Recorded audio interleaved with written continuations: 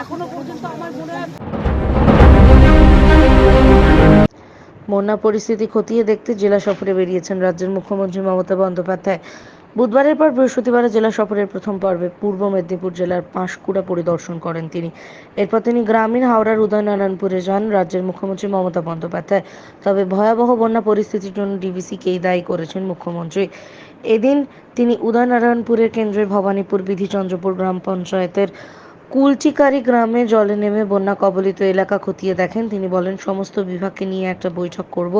DVC এবার যে ধরনের ব্যবহার করেছে, ইচ্ছামতো জল ছাড়ছে, আমাদের জানাচ্ছে না। তিনি আরও জানান, কালীঘাটের বাড়িতে চিকিৎসকদের সঙ্গে যেদিন বৈঠক ছিল সেদিনও ডিভিসির সঙ্গে কথা হয়েছে বলে জানালেন মমতা। তিনি আরও বলেন, আমরা কিন্তু টাইম টু টাইম মনিটরিং করি। যেদিন ডাক্তারদের সঙ্গে আমার বাড়িতে মিটিং ছিল, আমি ডিভিসির যে চেয়ারম্যান তাকে পার্সোনালি ফোন করেছিলাম। আমার মুখ্য সচিব কথা বলেছিল, আমিও বলেছিলাম। বন্যা পরিস্থিতি মোকাবিলায় সমস্ত বিভাগের সঙ্গে বৈঠকে বসবেন বলে জানান মুখ্যমন্ত্রী মমতা বন্দ্যোপাধ্যায়।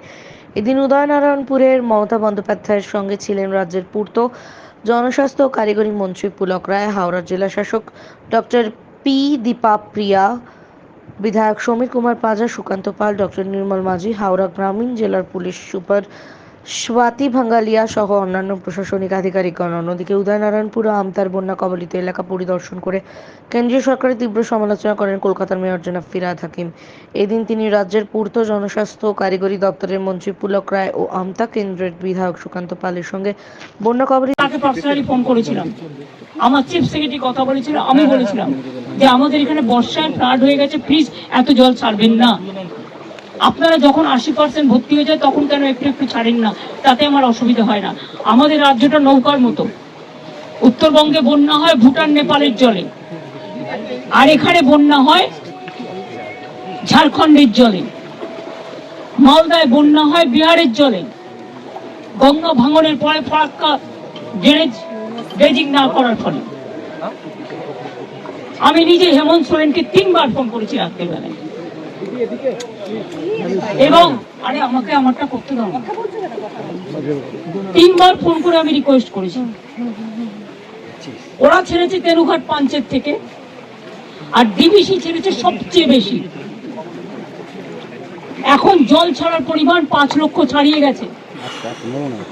পুরো হিসেব ওরা আমাদের বলছে না।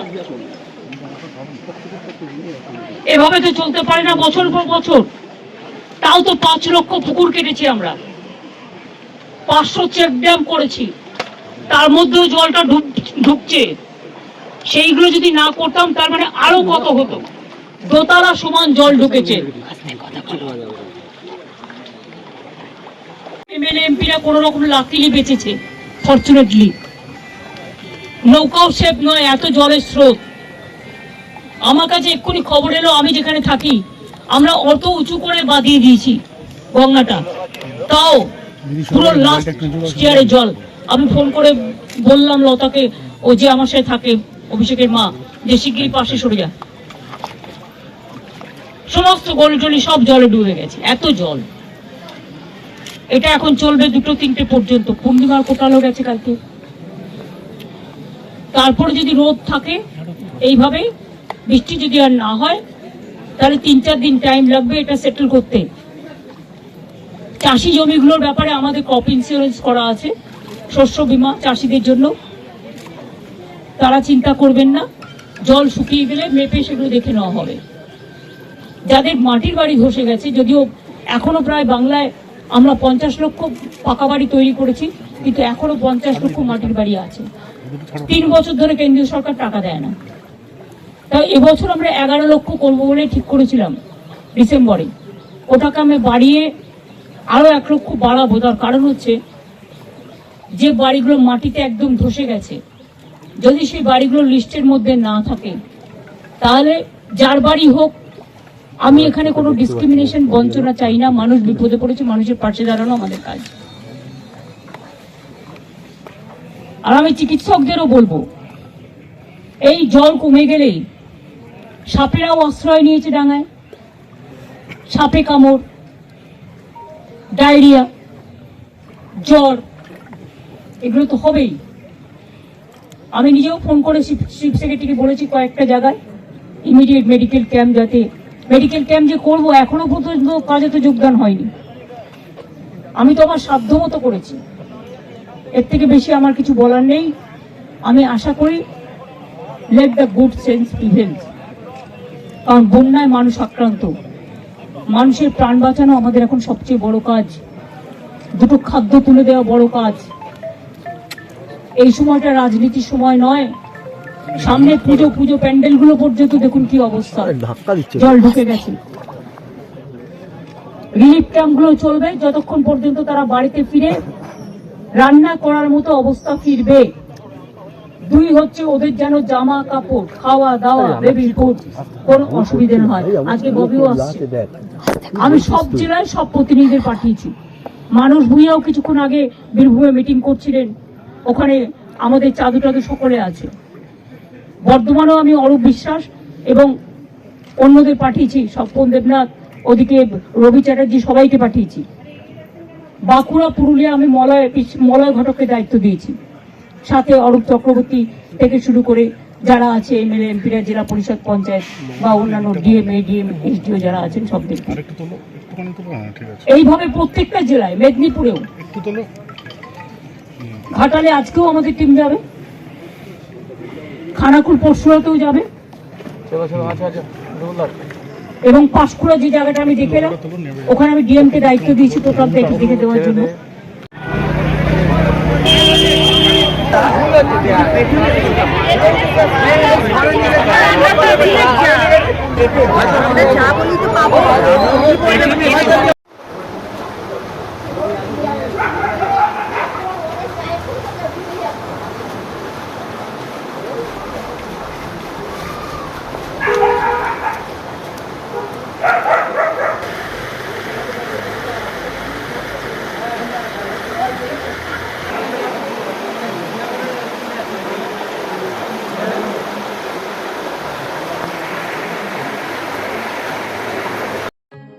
এখন আপনার বাড়ি, অফিস এবং দোকানকে সুরক্ষিত রাখুন টোটাল সিকিউরিটি সলিউশনের সাথে। আমরা বিভিন্ন নামি দামি ব্র্যান্ডের সিসিটিভি ও সিসিটিভি সংক্রান্ত যাবতীয় অ্যাক্সেসরিজ বিক্রয় করার পাশাপাশি সার্ভিসও প্রোভাইড করে থাকি। টোটাল সিকিউরিটি সলিউশন একটি নির্ভরযোগ্য প্রতিষ্ঠান যা 24/7 সার্ভিস প্রোভাইড করে থাকে।